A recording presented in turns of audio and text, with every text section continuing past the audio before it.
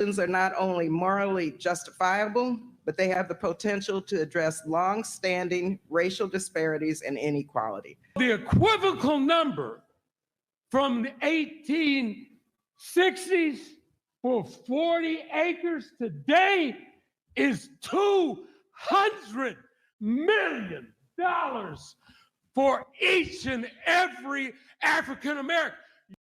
California Democrats applauding the move that takes them one step closer to giving more than $1 million to each black resident, despite activists saying it's still not enough.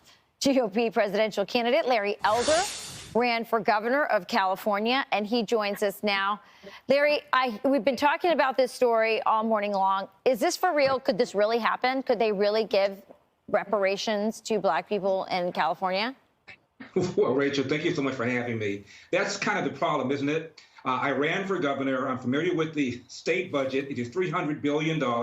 This would be $600 billion, give or take, twice what the state budget is. There is a $20 billion deficit, and there's a $1.5 trillion, T as in Tyrannosaurus, $1.5 trillion unfunded pension liability. From where is the money going to come? They're going to have to tax people. And by the way, most people in California aren't even white. They're people of color, even if you accept the premise here. Now, reparations is the extraction of money from people who were never slave owners to be given to people who were never slaves. And California was admitted as a free state. So what the task force says is, doesn't matter. It's about mass incarceration, redlining, and over-policing. Okay, that allegedly explains the racial gap. Really? How do you explain the fact that the Japanese Americans have a higher household income than whites do, even though in California there were laws that forbade Japanese from owning farmland? How do you explain the fact that Chinese Americans have a higher household income than do white Americans when there were laws in the Bay Area that forbade Chinese from participating in the laundry business? There are lots of people who are discriminated against. You want to assign the racial gap to all of that stuff? The real gap, Rachel, that they don't talk about is a fatherlessness gap. Yes. When I was a kid, virtually every one of my friends had a mother and a father in the home. Now that is rare. 70% of black kids now enter the world without a father in the home, married to the mother. You cannot tell me that there's more racism today than it was back in 1952 when I was born. Yeah, no one wants to talk about fatherlessness. No one wants to talk about the government's complicity in encouraging these kinds of arrangements and the lack of family formation. So, yeah, you're absolutely right. Really quick, what is the message that this sends to black children in California? It says that you are a victim, and this is all about buying votes. They don't care whether or not their money is there. What they want is for black people to pull that lever for Democrats like lemmings, because after all, Democrats are more likely to support reparations than Republicans. One more thing, one more discrepancy, 75%, Rachel, of black boys in California cannot read at grade proficiency. 85% of blacks in California cannot do math at grade proficiency, even though we're spending more money K through 12 than ever before. We ought to be talking about those kinds of racial disparities, but they're not. Yeah, amen to that. Why Buddy ain't got no neck? I'm starting off like that, Buddy. Huh? No, I was like, oh God, I know somebody gonna say something about him not having the neck. Buddy ain't got no neck, man. But okay, so Breakdown Friday, Joseph Ward, PC, Patrick Irvin. We here to break down. We're talking about reparations this Friday. So as you can see in the clip, the proposal to give black people, are they saying black people or people of color?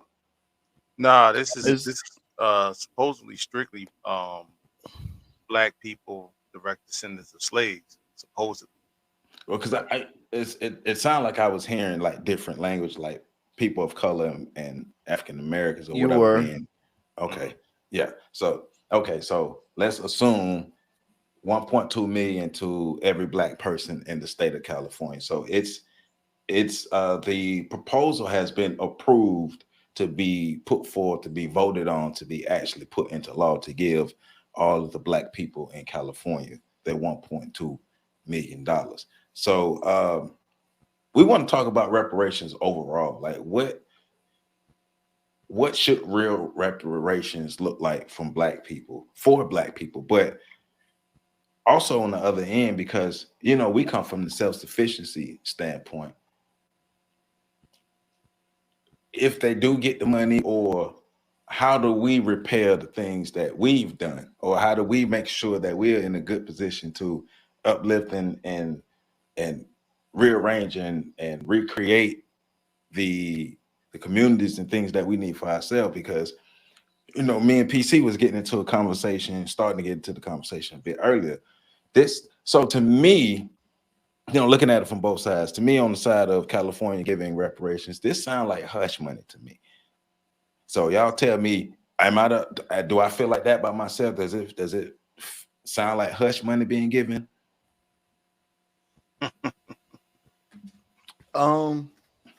No, it don't sound like hush money being given to me, because ain't no money gonna be given. I mean, before we get to you jumping ahead, Pat. Okay. Don't be actually thinking like you're supposed to think. You jumping ahead, because we're gonna get to that. Okay. But I'm just saying, assuming, let's go with the mindset of, hey, it could get passed. In that mindset, if the people actually do get the money, what do you think it has that hush money aura around it? Oh, well, yeah. I mean, if Black people ever actually get reparations, it's definitely gonna come with the string attached of shut the fuck up from now on. We don't want to hear no more shit about it. Absolutely. And that's not even like, that's actually kind of what reparations is supposed to be for. We're going to make things better for you, or we're going to do what we can to repair the situation. Right. And once the situation is repaired, you can stop holding it over our head. Right. And so that's where I'm coming from with this, because reparations is to repair what has happened due to the enslavement of African, or now Black people in America, right? So we're going to repair what happened. So we're talking about, what was the whole purpose of slavery? To acquire land, power, wealth, and resources. That was the whole purpose of slavery: land, power, wealth, and resources, right? So we're going to repair what we did to you all in this specific state of California, but we're going to give you $1.2 million per person. To be quiet, because now if we give you this 1.2, you can't talk about racism no more. That's how I'm feeling about it. What you think, PC? No, that's what it is. And like Pat said, that's what it's supposed to be. But if you talk about just this particular, finding, because this is just one aspect of reparations, then yeah, it's money to basically shut down the conversation about the deficit that racism created. So yeah, on that perspective, I don't want to get too far ahead. So, but when you analyze what was taken from Black people, and I heard Larry Elder, by the way, we're gonna get that dude. We're gonna get to him. Being disingenuous. Well, to say things like California was a free state, and to say things like nobody in California was a slave, or nobody was a slave owner, is extremely disingenuous when you consider the Western expansion. But one of the biggest reasons for the Western expansion was to create states that were free of Black people, and to create empires of white supremacy. So it was an extension of white supremacy. It's one of the reasons why you have Mount Rushmore, which is a testimony to white supremacy and eminent domain. So, yeah, that I'll leave it at that for now. Yeah, it's definitely hush money. Yeah, we're gonna get to Larry Elder. We're gonna get to him, but overall, it's about reparations, because once again, repairing what happened. what happened? Black people were used as free labor to build this country. Black people experienced every inhumane thing you can imagine and things you probably can't even imagine, whether it was in the state of California or in the state of Mississippi. I know some people like to argue that the slavery in California was better than the slavery in Mississippi. Slavery is slavery. You wouldn't want neither one of them, right? So it looked like to me, hey man, $1.2 million is a slap in the face. I know I've had conversations with people like, man, should I take that? I think that's a good thing. We could do this, and we could do this, and we could do this, and we could do this. But you're going to give a group of people $1.2 million who not codified. Because once again, it's chess. This is chess, not checkers. We already know we're not. I already know we're not codified. I already know we're not unified. Mhm. So that 1.2 mil really gonna come back. Well, I mean, one thing for sure, right? Like, because like Pat said, I don't think it's going to go past the referendum stage. This Oh is going yeah, to it's be not. It's not.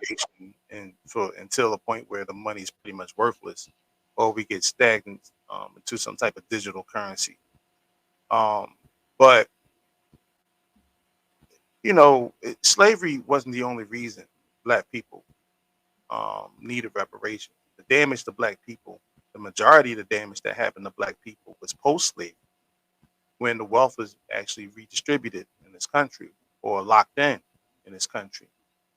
There were towns that Black people, we already know that Black people established townships during the Jim Crow era that were either flooded, burned down, or bypassed. We also know that there's policies of benign neglect that took place. We also know that California was still one of the most racist places in this country.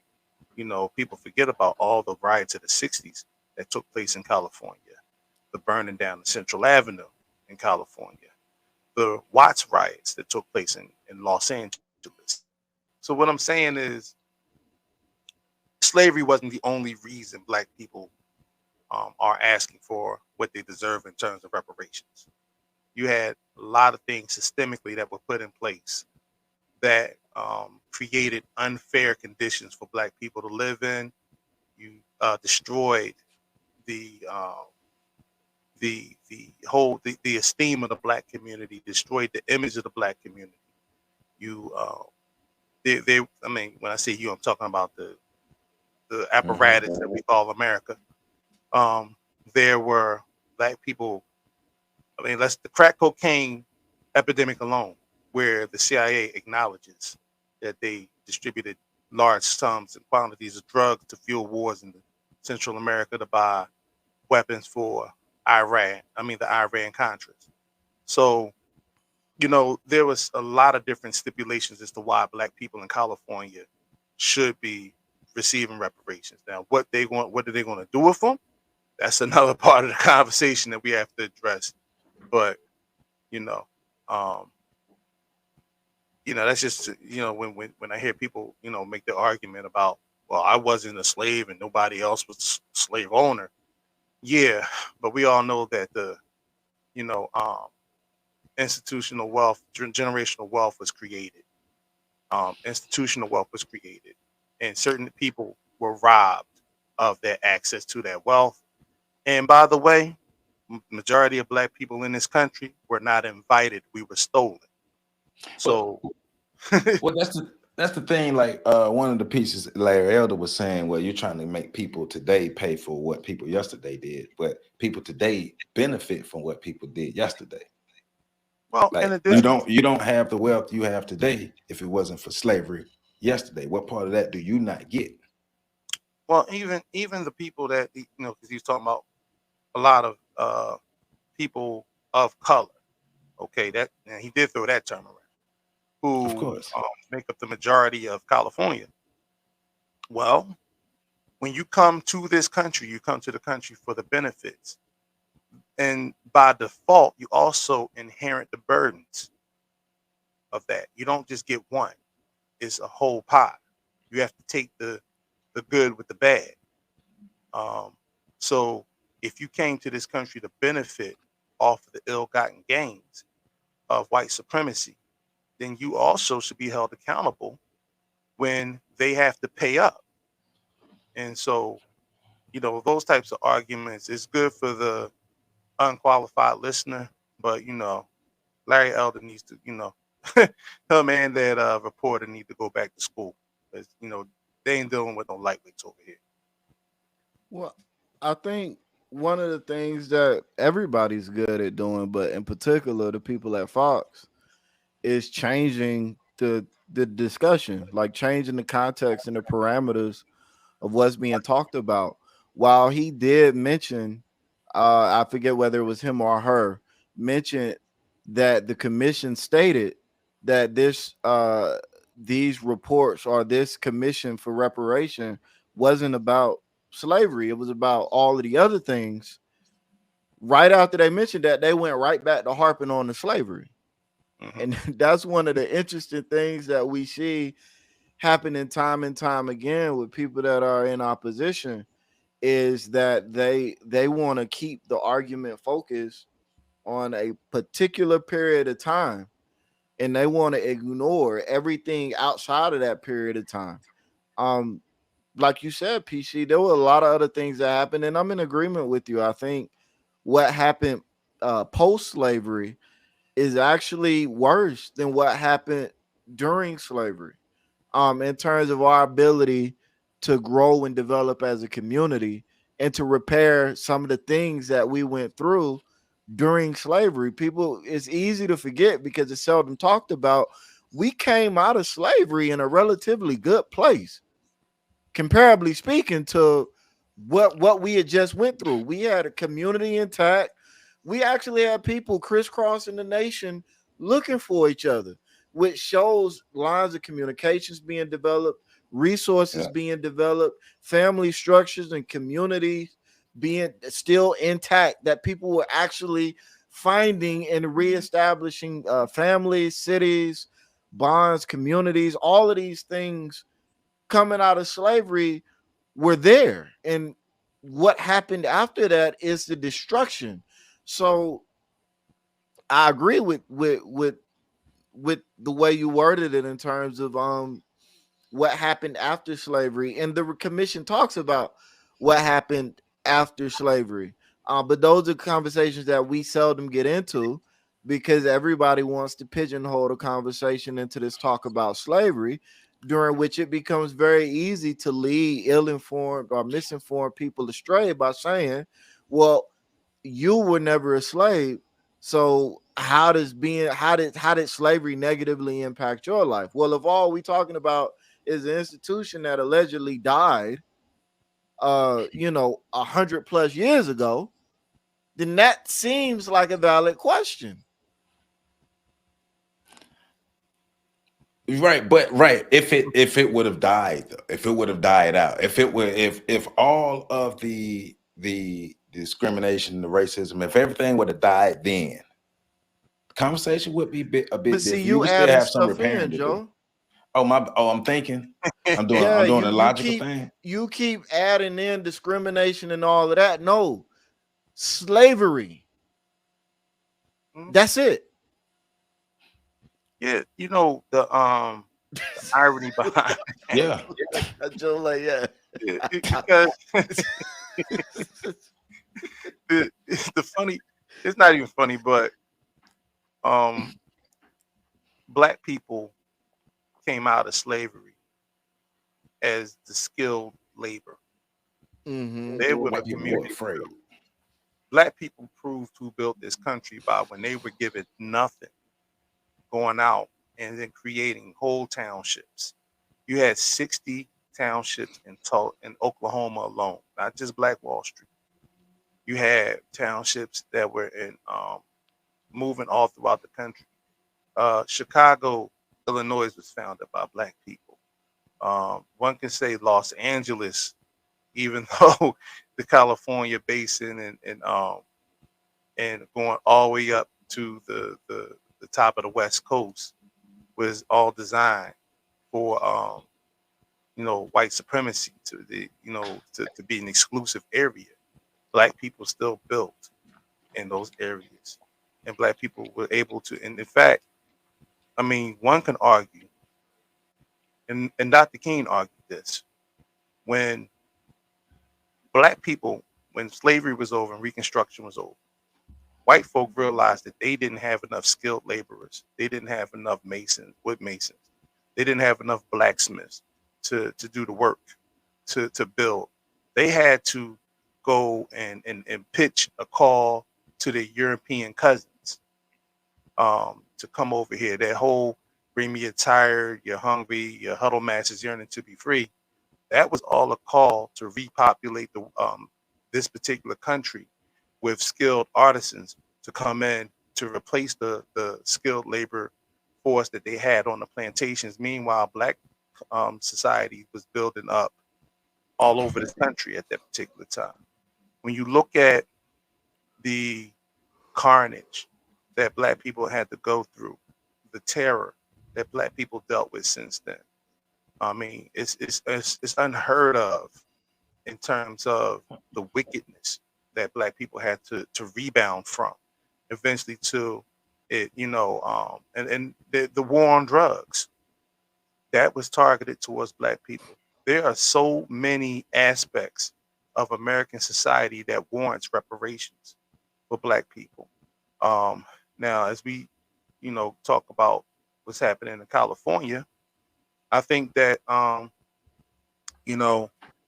it's going to be interesting to see this next presidential campaign, because a lot of people, California is considered, well, let's say what happens in California, pretty much affects the rest of the nation. It's supposed to be liberal. It's supposed to be liberal. Yeah, all that good stuff. They eat quiche, and a lot of vegans out there. They But, reduce they do a lot of their yoga. They do a carbon lot of yoga. footprints and stuff. Yeah. So, but and shout out to the fam in California. Y'all know, But- y'all know who we talking about. Right. So, but when you think about what black people actually owe, 1.2 million, white folk getting off the hook. And we talk about payments of reparations. We find ways to pay Israel every year for something. Every year for something, and we find ways to. I mean, the anti-Asian hate bill was a reparations package. You put that together, in a relatively short time. So, but the thing about this, remember, they had a meeting to have a meeting to have a meeting to have a meeting to have a meeting to get to this point to just have more meetings. And I also feel like this is, once again, because going back to what Pat said earlier, I agree, this ain't gonna happen. They playing with black people emotions again. Or we finna get 1.2 mil. You think because they just had a meeting to have a meeting to have a meeting to have a meeting to have a meeting to get to this point, just to have more meetings to decide if they gonna actually do it. Yeah, y'all ain't tired of motherfuckers meeting. Black people should learn from what just happened 2 years ago. Well, was it 2023? 3 years ago, when the pandemic hit and they were talking about all those PPP loans that everybody would have access to. We saw who those loans went to. We saw who got turned down for the loans. I think we all applied for loans. None of us got them, and we had legitimate business plans. But what they did offer black people was extended unemployment. It did offer black people was $1,200. That's what black people were able to get throughout an entire year of being locked out and being locked in at home. We should know by now. But and I don't think you're right. I think this is going to be a game that's played and all time wrapped up in all types of red tape and litigation for years to come. One of the things that we don't understand is that, and the Moors understand this, but not to the extent that I think that I'm about to say it. We need to be a nation, because only a nation can hold another nation accountable for what's owed. And we can't hold nobody. We don't have power to hold anybody accountable. We're always beggars at the table. So if you're always a beggar at the table, then you really don't have the authority to make somebody pay what they owe.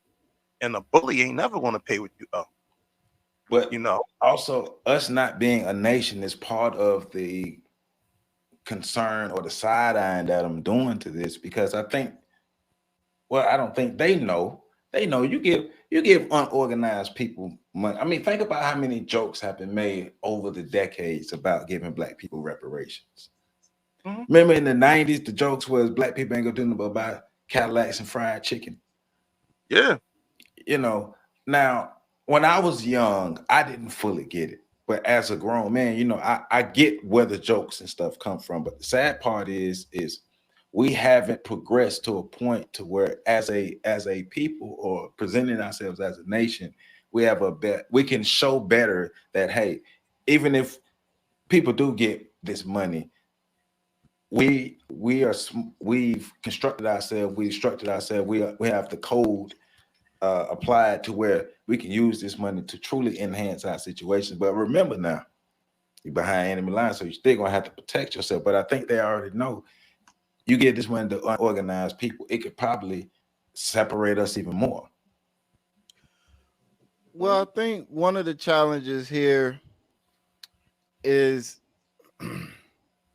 even the framing of it, right? Fox News brings on the framing of $1.2 million per person in California, right? And if memory serves, the panel actually came up with dozens upon dozens of different resolutions that weren't just the $1.2 million. Like, we could do a whole show just based off all of the different resolutions that came Part out two. of this panel, right? And then the other issue you have here is states' rights versus federal rights. So I'm gonna go again a little bit against the grain here. If we just talking, if we're talking about as a collective, right, in California, 1.2 million dollars per black person in California. What they said. The aggregate of that, what? Now go ahead.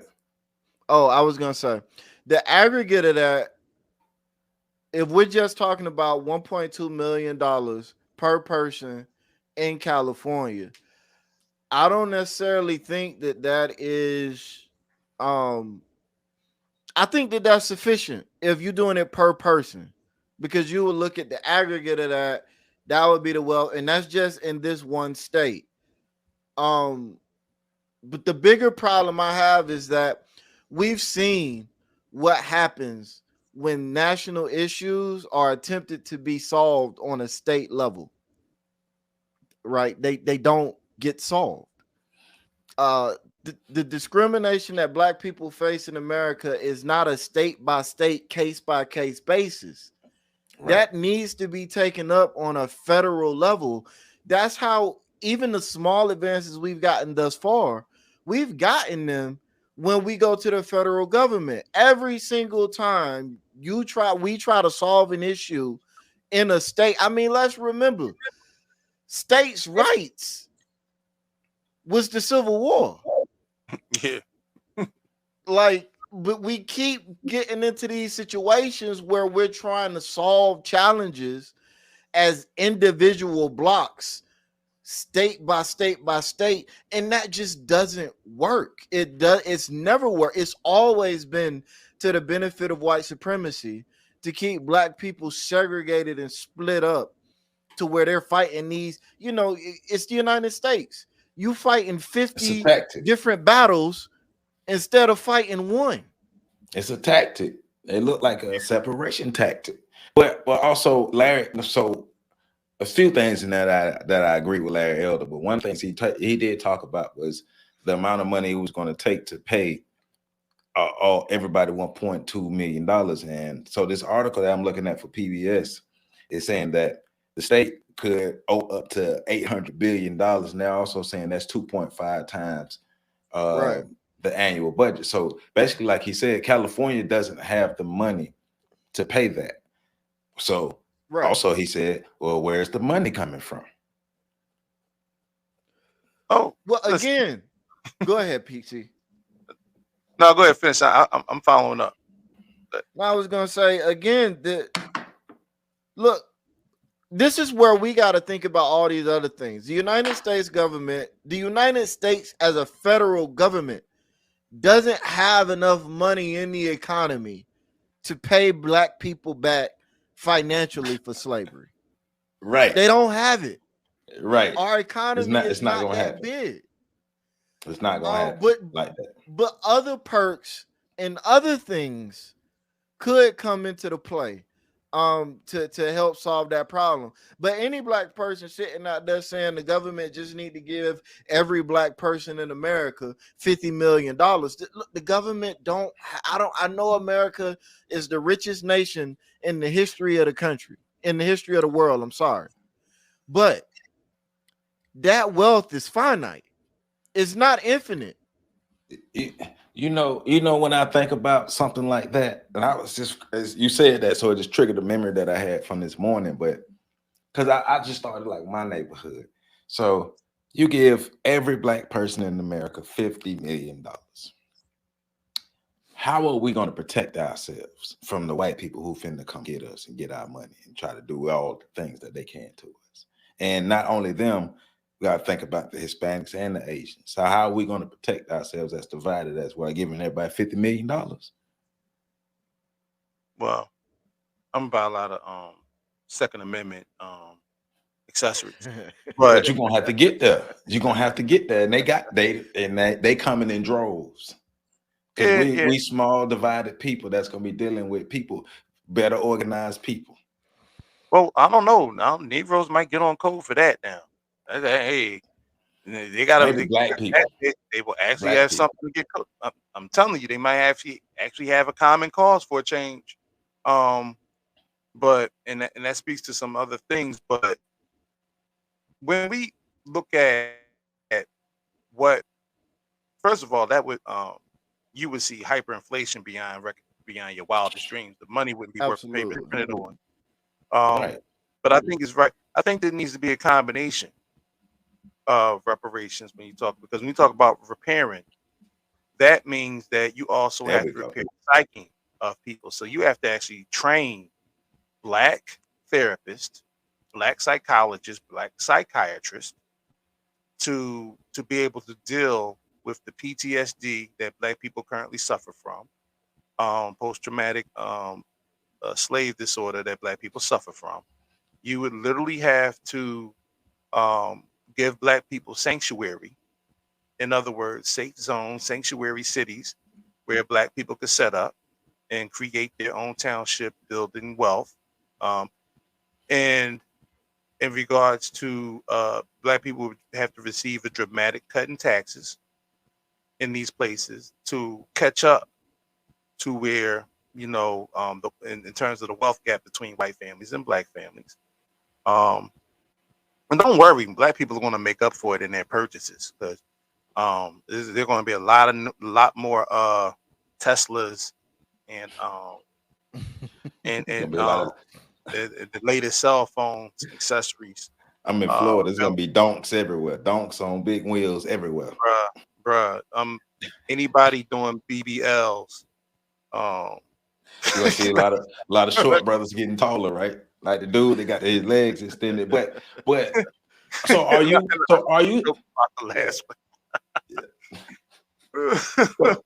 are you suggesting not necessarily a total redistribution of land, wealth, and resources, but are you suggesting that true reparations will involve black people acquiring, or America giving black people land, wealth, and resources? Notice I left out power, but land, wealth, and resources, so we can do our own thing. Yes. Are you suggesting that? There's a lot of places in America that's barren. There's a lot of places that can be developed. In this the country, Midwest, the only places that's tight in this country are the cities, specifically on the East Coast. Yep. For the majority of it. Yep. The majority of the You have population is on the East Chicago Coast. Maybe Detroit, and Detroit is not as crowded as it once was. But for the most part, the rest of the country, there's land that black people can go to and develop. and black people can create cities in those places. America could do the same thing for black people that it did for the GIs when they came back from World War II. It could do the same thing with the Homestead Act that it did for all of the foreigners that were invited to this country, and immigrants that were invited to this country. It can give America, it can give black people the same benefits that it gave white folk during the New Deal. All those things are plausible things in addition to a cash stipend. So if California doesn't have $800 billion to pay, then payment plans and payment arrangements can be done. If I owe too much on my bill and the bill collector wants my money, they are very comfortable with payment arrangements. Black people can receive payment arrangements, tax-free payments, and we're talking each individual. So if I have a child, that child also has access to that, you know, and we can create a trust for that or whatever, however they would determine that. But the bottom line is it can be done. When America needs money for wars, it finds it. Ukraine is getting billions of dollars from America right now. When America wants to solve a problem with money, it does it. And they have access to it. And so, you know, it's one of those things where we know they have no intention of paying black people what they owe. That's how you know there's some bullshit. You meeting to meet. You're literally meeting to meet. And we supposed to believe black folk finna get this.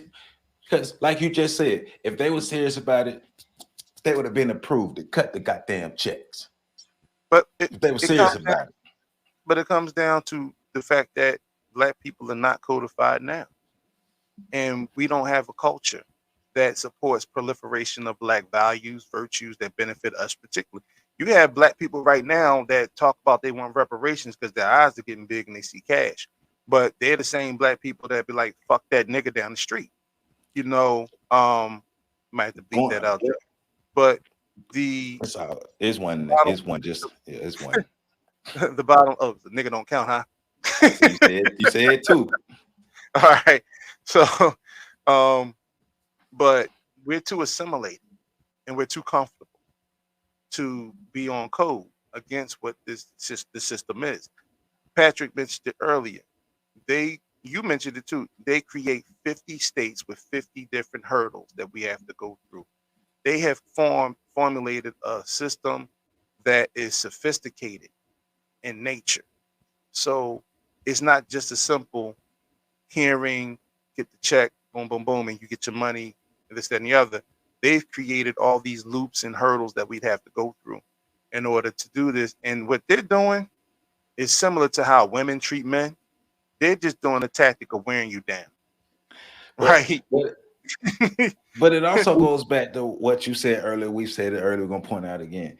If we were actually a nation that they had respect for, we could get further. We could get more if we were more organized people that they actually had respect for. Not just being organized, but they have to have respect for you as well. Yeah. Well, I mean, look at the comment section today. When you see it, we're not even united in the comment. We're not even, I won't say united, loyal in the comment section. We don't see the need to build with one another. We only want to be around each other for as long as we can tolerate each other because we were raised to hate each other. We were raised to hate ourselves. We were programmed to hate ourselves, to hate each other, to always be in strife. A black man go to the store to buy a gun. He ain't planning on shooting nobody but other black people. You know what I'm saying? The whole they understand what they programmed us to be, the perfect nigger, the perfect Negro. They have programmed us to this. It would behoove them and benefit the state economy if they did give black people $1.2 million today. Because what's today? Today is the 26th. Today is, we're in May. Yeah. By Black Friday, they would have all the damn money back for the majority of the people. It would stimulate the economy. Now, black people probably wouldn't have too much because, I wish I could say I had faith that black people would do the right things and build generational wealth, this, that, and the other. You put money in a black person problem, you can't tell that Negro shit. We got people that make $50,000 a year right now. If you make 25,000, you can't tell that brother that make 50,000 shit in terms of what to do with his money. And that's that in itself, and the fact that we don't come together to build power, that you can break it down. And like I said, it was a Russian gentleman that talked about the demoralization of a people. And this was in the 80s, and he was talking about it as the Cold War was coming to an end. And one of the things he said was that when you have demoralized people, you can show them the evidence, show them the truth, show them all of the details, and they still won't step out of line. They still won't fight for what's right because they already feel as though they've lost, they're defeated, their self-esteem is at an all-time low, and their collective esteem is at an all-time low. They feel powerless to do anything. They've lost hope of any change. And that's what you see right now anyway. So to get people in line, we would actually have to have the culture first, because I am a firm believer that power only begets power. And the only way you can take power from it, get power from somebody else, is if you take it. Where do you see black people in this country taking power? Not having meeting after meeting after meeting. And I see the brothers at work because they're doing the best they know. But when it comes down to it, it's like running on a hamster wheel. You work up a night, you break a nice sweat, but you didn't go anywhere. Well, That's kind of where we're at with life. No, but I agree with you in terms of culture, right? Like, we definitely got to get the culture set up. But even going back to the federal government owns a little bit over 1 million miles squared of land, right? In the United States, roughly. 40 million black people. So you start getting into all these equations about, and I say this to say I do agree there are pockets of land and areas of land that the federal government could give to us, right, in order to develop communities. But then as a people, we've got to, before we can even begin to ask for land set asides, we've got to do the internal work. Obviously culture goes into that, but how many acres do we need per person to feed, clothe, and house that individual? That's a number we need to come up with before we ask for land. We don't want them to come up with that number for us. We need to have that number already predetermined. In which case we also need to go in with an idea of what plots of land we want, because all land ain't created equal. All land isn't capable of bearing fruit. Mother Earth has wombs all over the place. All of them are not fertile. So that's something that we got to be aware of going in. Even from the financial standpoint, like, in order to give, and I know recently we were joking earlier, but I'll put this into perspective, because I have actually heard people say they should just give every black person $50 million. If they were to give every black person, we say roughly 40 million black people, $50 million a piece, that's $2 quadrillion. $2 quadrillion. They don't have it. They don't have it. No, I just want to, because I've heard people say that, but they don't never do the math. So I walk around with that number in my head because I hear it all the time. I'm just doing your background vocals, like mama. That's the American economy is about $50 trillion big. 50 trillion. 50 trillion. All right, to give every black person that kind of money. So you do the math to see how many times 50 trillion goes into 2 quadrillion. And you'll see how far off we are from the government is. And this is not just the American government. This is like all governments. For them to print that kind of money, it'd be like PC said, the money would be, it would basically be making specialty toilet paper. It'd be worse. It'd be worth nothing. It'd be worth less than toilet paper, right? Like you wouldn't even want to wipe your ass with it. It wouldn't even be worth that. So I They're think not that's gonna one of do the other 50 things. Go ahead. What you said? How much quadrillion? $2 quadrillion. Two quadrillion dollars. Don't nobody got that. Nah. Right. So We ain't got to go no So- deeper than that. We ain't got to go no So deeper than that. this Don't is- nobody got that. so this is where we go back to, not only do we need to be doing the culture work, not only do we need to be having these conversations as a collective on a national level, not state by state, nationally. But we also need to be really sitting down and doing the legwork to determine what it is we're asking for and what we're going to do with it.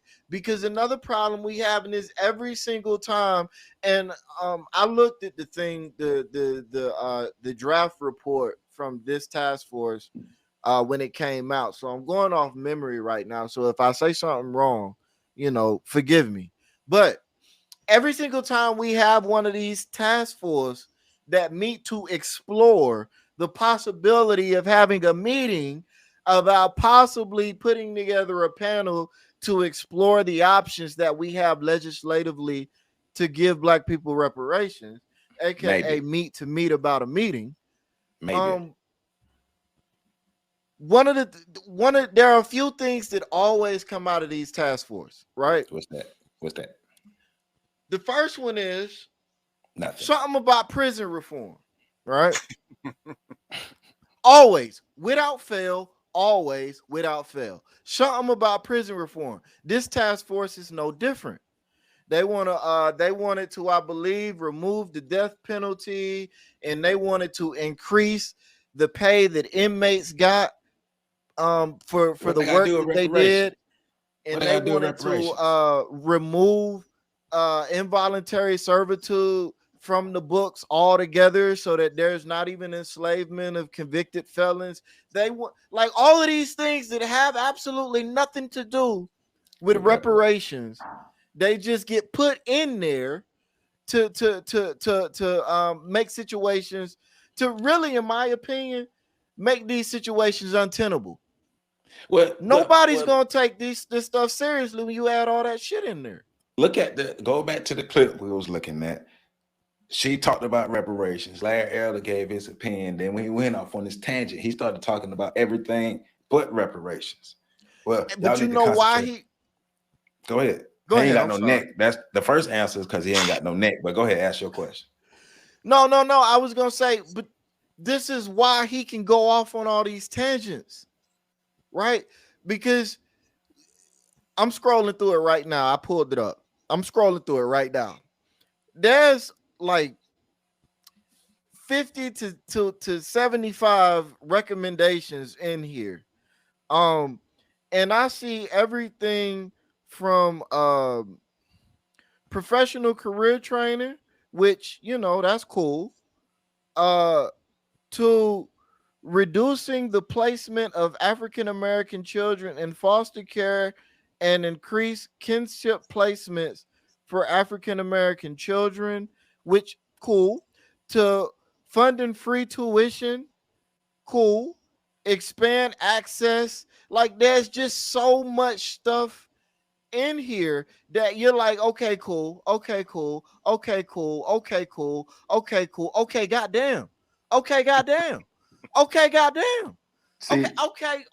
like, see, what are we doing?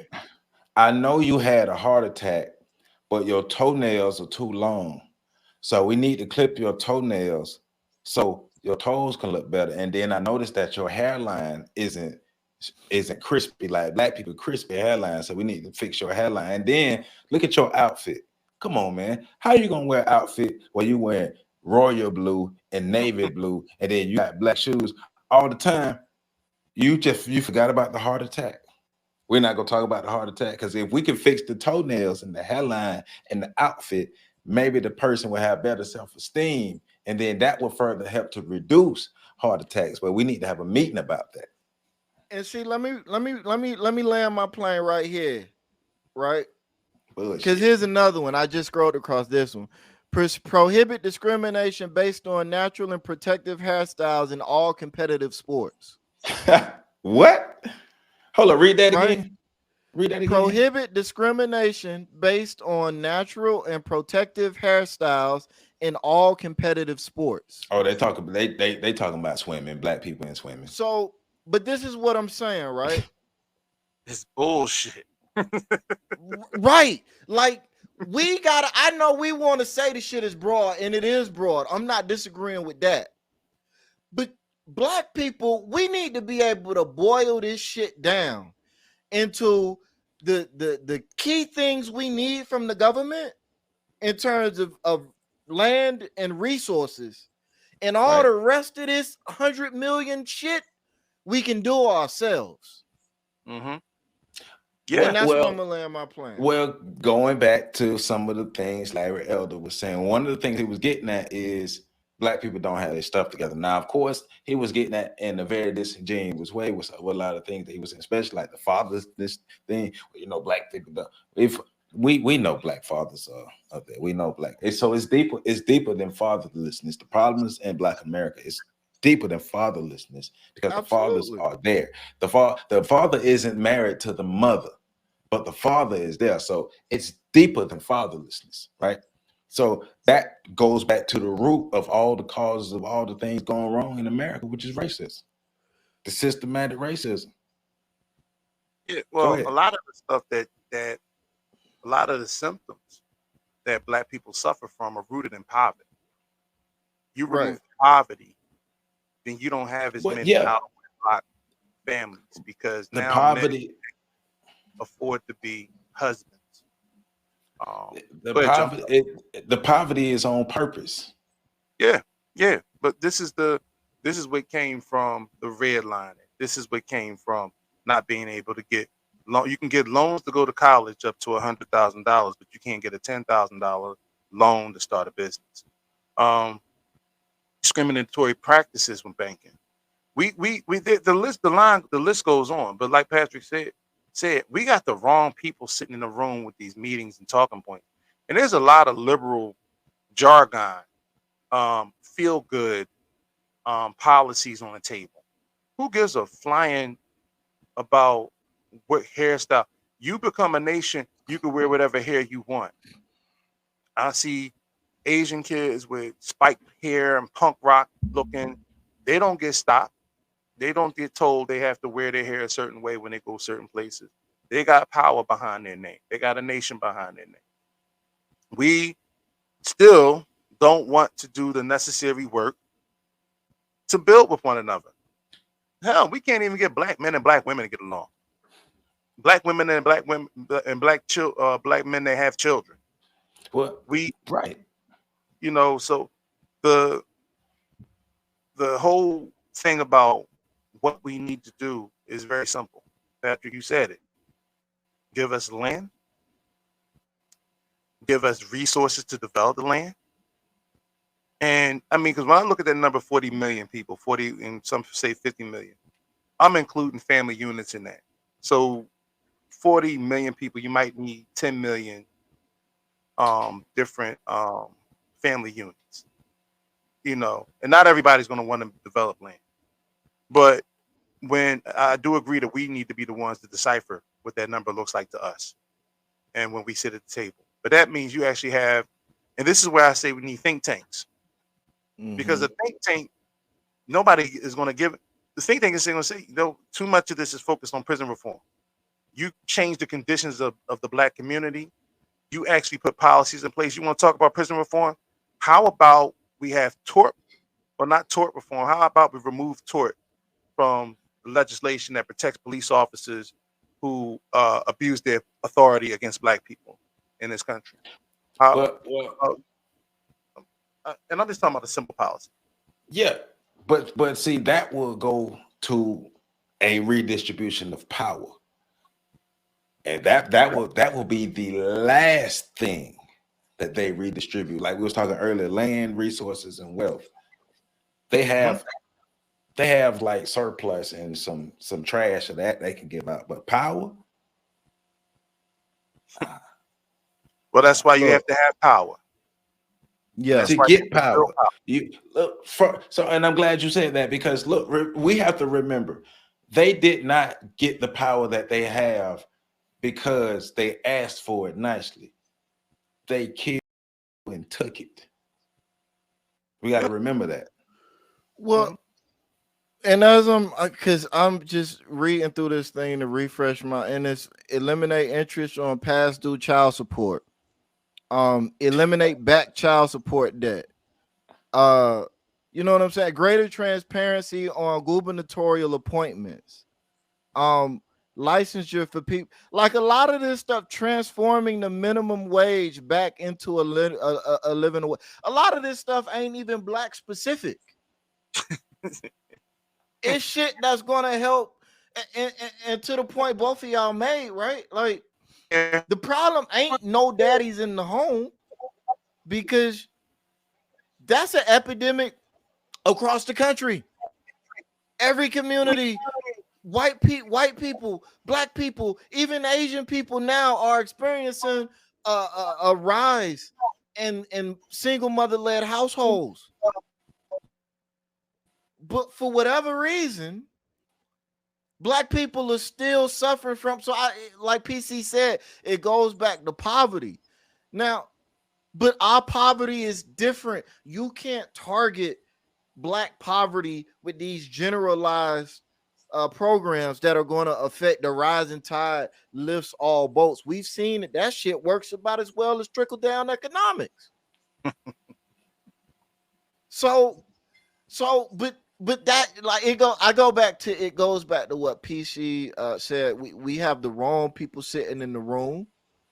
We do. You know, they're so busy trying to make something that's gonna make everybody happy. That, Right. I mean, I'm reading some of this shit, and I'm just like, what the fuck is that? Like, what the fuck is prohibit, cash bail, and mandate that those who are acquitted or exonerated be reimbursed by the agency at fault? Well, but that's why true reparations for, well, let's not use that word reparations. No, let's use it. It's a good word. Not for what I'm finna say, because okay. For anything on a grand stage to be changed for black people, we got to forget about them doing anything with reparations, and we're going to have to repair our situation ourselves. Well, because they still meeting the meat. I still think we use reparations. I think one of the biggest problems we have is we put the onus for reparations on them, right?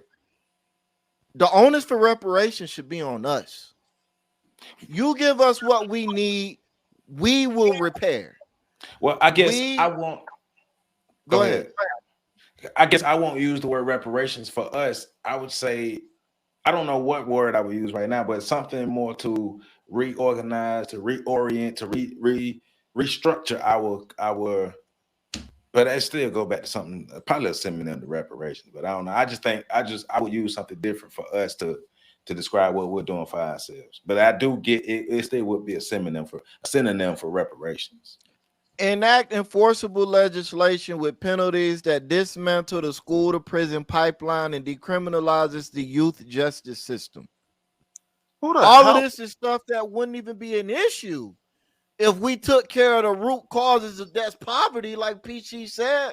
That wouldn't be a school to prison pipeline if that was actually education developed that empowered the youth and the community developed that employed them afterwards.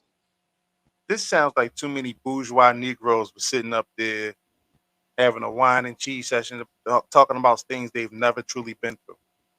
I'm petty, so I want you to say that again. This sounds like a bunch of bourgeois Negroes having a cheese and cracker session. who are discussing issues that they personally never had to go through. This is like the recidivism of Jack and Jill societies, all grown up, sitting at the table talking about what the other 9/10 of the community need. And that's how they perceive Black people. They perceive us as criminals. They perceive us as somebody that's dwelling in the basement of the dregs of society. And therefore, these developmental socialist programs that are put in place, you gotta be very careful because sometimes we have paid opposition working on our side. And when you put together developmental programs, that sounds a lot like austerity. That sounds a lot like going to a third world country or undeveloped country and convincing their leaders to borrow money or receive funds from the IMF or what's I forget the other bank, but and getting money from them, and then you take it. The people never receive benefits from it because the outsiders are going to receive all the benefits. They're going to pay themselves to provide a service for you. And we've already seen that in Black communities all over the country. And we know for damn sure that doesn't work. We have all these little operations and organizations that have all these pretty names that signed up and get government money, whether it's from the city, the state, or the federal branch. And we know that that bread never gets back to the people. Very few people are impacted by it, but yet and still these companies, these little side hustles, these nonprofits are literally all throughout our communities, and we don't get a damn thing from them. So according to compensatory code, it is correct to ask for what you need. But in order to receive what you need to have power, and you need to have respect, and you need to have a means for your power and your respect to be reinforced. Because also in the book, it talks about, it prepares you for being told no. You ask for these resources, and it's going to say, well, most likely they're going to tell you no. Now, same thing with this. There's nothing wrong with asking for reparations according to compensatory logic. But what will be the engine that makes that move to get them to go past from meeting to meeting to meeting? Because once again, like PC said earlier, we all know when America want to pay somebody, they'll pay somebody. But for some reason, they just know that they can just continue to meet about reparations with the Black folk. Because what we gonna do about it besides complain? And then you got people like Larry Elder who gonna throw dirt on us. So I mean, I think they're aware that the reparations debate has gotten away from them.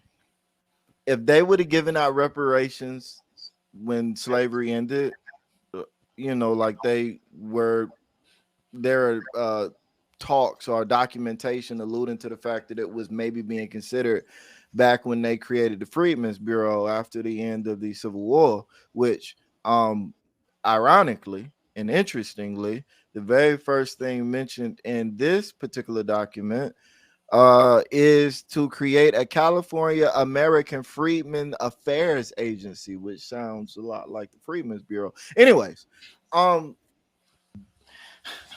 nowadays it's gotten too big. Giving reparations has just gotten too big. Everything has gotten to be too much. So they basically just kicking the can down the road until we forget. And I don't think they're gonna have to kick it too much further, because it's already, like, a lot of Black people now have already said, do they think we deserve reparations? Yes. Do they ever think we're gonna get it? No. So there's already a lack of hope there. But even to that, I would say, even according to the compensatory code, if you're going to you ask for what you need, right? You create and develop your wants once your needs are met, but you don't need to ask for what you need specifically. You need to ask for what you need to create those things that turn into the specifics of what you need. Because asking somebody to create a system that you're going to need to be reliant upon, is basically asking them to maintain power and control over you as a collective. And that's kind of where Defeats we, the purpose. yeah, that's kind of where we keep falling into this trap. Here we go again. Require district-based voting and independent redistricting. Redistricting. Like I'm reading through this thing and I'm just like PC worded it perfectly. If you don't really know no better or understand what you're looking at, all of these things look great. Sounds good. But when you actually understand what's happening, what's being asked for, you start to see. Here's one. Adopt mandatory curriculum for teacher credentialing and trainings for school personnel and grants for teachers. Sounds good. Sounds good. Until you actually dig into what that means and then begin to understand how unnecessary it is if you're creating your own school system and your own curricula to educate your own children. We don't need that. That's not a need. That's not even a want for me. Why is that there? Because it sounds good. You got a bunch of people who don't really understand what they're doing, who doing that, and they just in the positions because they got the jobs that make it seem like that they know what they're doing. But clearly they don't know what they're doing because they can't get past the damn meetings. No, I think they know exactly what they're doing. And I think and I think that we consistently give them the benefit of the doubt. They know who they're working for. It's almost like watching MSNBC or CNN and watching these political affiliates and they talk. They know that these parties don't work for us, but they're consistently beating the black people to the poll. Get to the polls, get to the polls. The Democratic Convention in Philadelphia in 2016. Hillary Clinton was specifically advised by her Democratic advisors to not mention or tell or give specifics in terms of tangible things that she would do for black people if the question was asked. As Patrick said, kick the can down the road. You know, we'll just Keeps me some hot sauce. You repeat it and say, we understand. That's literally what they told her to do. And black people still voted Democrat 90% of the time. She might have lost the election. But they understand they don't have to give us anything. And because black people are demoralized, we'll still show up. Right. But also, do reparations come with stipulations? Because I'm thinking about all of the nations that America has given reparations, and yes, a lot of them places. I mean, nobody's really coming after America like that outside of China and Russia and them, and even including people that they come with stipulations. Reparations absolutely comes with strings attached, which is why when you ask for things, you need to ask for the bare minimum of what you need to develop what you're going to develop. The more things you ask for, the more control. This whole section on separate and unequal education, this whole thing is unneeded. I just read through all 27 things. I'm sorry, 17 things on this list. Not a single one of them is needed. Not a single one of them would I want any sort of government agency to have control over in my community. Not a single one.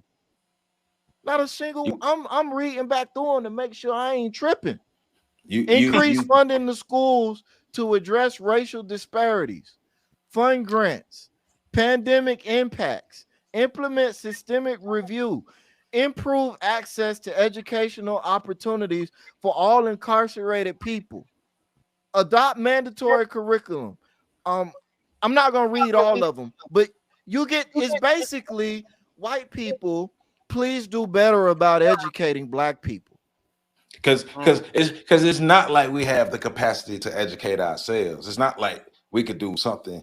No, you know what will be a great idea? If somebody created something where you could teach your kids at home. And then you know what? They should call it homeschool. Don't You tell mean nobody. schooling at home? Bruh. That'll never work, Joe. Bruh. Don't look. Y'all too, and everybody looking at this. Don't tell nobody we came up with that idea. We the first people to ever think about teaching our own kids at home. Here we go. Expand access to career technical. Oh, I'm sorry. I started reading 2 of them. They combined together on me.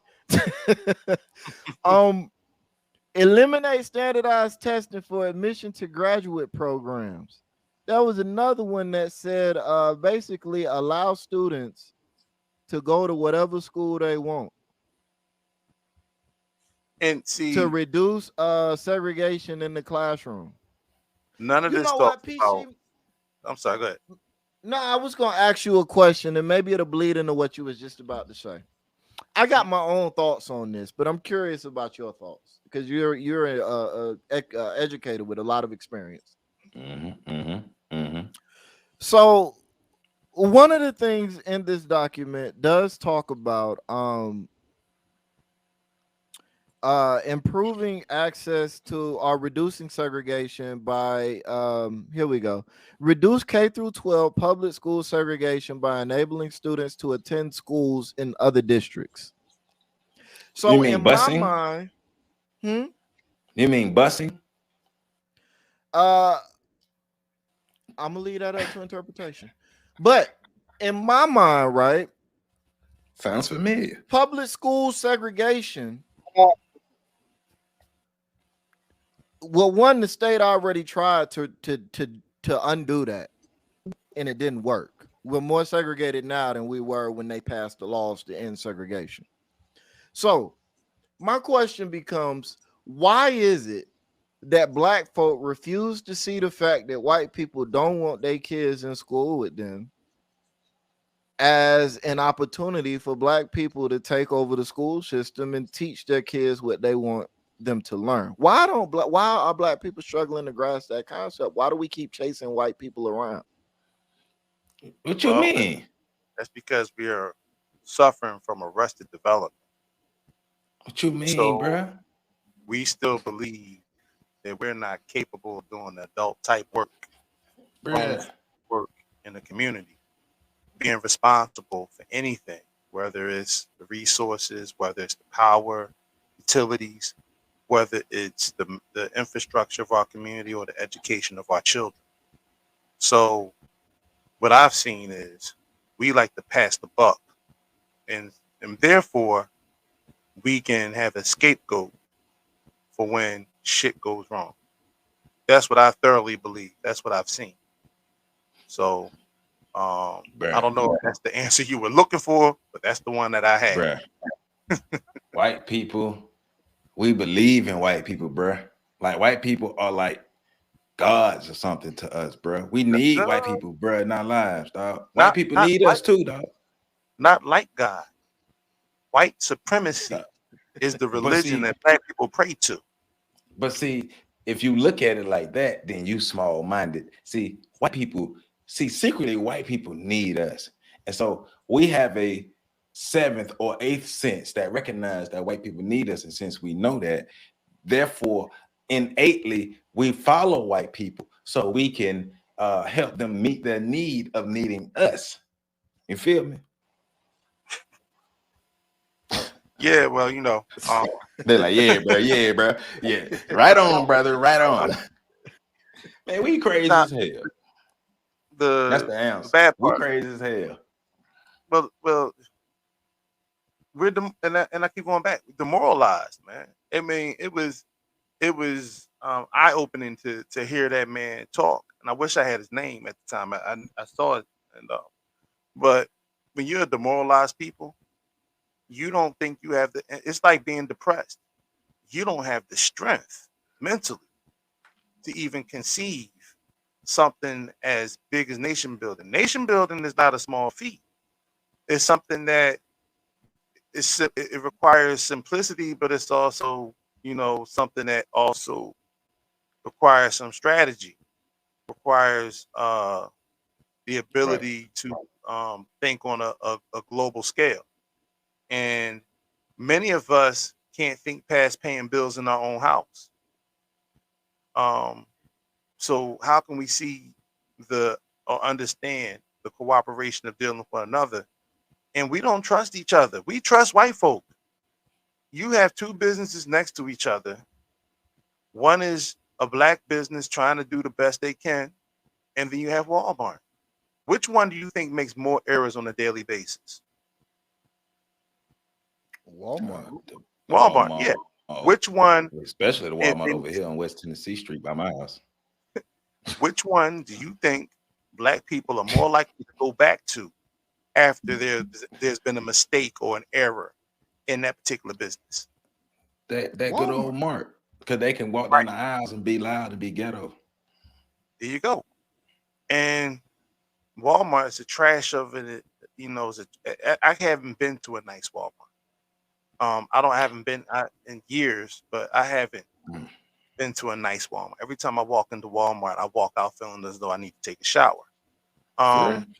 Yes, every time. See, maybe because we got the hood Walmart. That's over here by me, the hood Walmart, and then we got dirty Walmart. That's on the other side of town. And then we got one Walmart. But no, I'm just playing. Just let me be clear. I haven't been to a Walmart shopping in years. I'm very close to Baba John Crawford II, and as we all know, his son was murdered in a Walmart in Beaver Creek, Ohio. And since my relationship with that brother, I have not been in a Walmart to purchase anything. So I'll just say that part. But in regards to the ideology, though, we don't give each other the benefit of the doubt because white ice is colder, white water is wetter, white sheets are warmer, white blankets are warmer, and white women are better. So we don't give black people the benefit. I know I was a low below the last one. We don't give black people the benefit of the doubt, and that's the biggest issue we have with all of that. We don't have confidence and faith that black people aren't going to let us down. Also, white people would never repair what they purposely dismantled for land, power, wealth, and resources. They will never repair that, because if they repair that, then they have to give up land, power, wealth, and resources. If we want real change, we already know what we're gonna have to do. And yeah, we already know it's saying everybody ain't gonna do this. So that was critical mass. We had to show about critical masses, but people who serious about it. It ain't gonna be everybody. But stop expecting the system that is built to oppress you to just stop one day because you ask nicely, or you just keep begging, or you keep yelling, or you keep marching. How did they get the power? The same way they got the power, the same way you're gonna have to take the power. Yeah. Joseph Ward, Professor Carl Tone Jones, Patrick Irvin. This is Breakdown Friday. This is how we do it. Reparations in our lives. So we gotta be loud about it. We out, y'all. Catch you next video.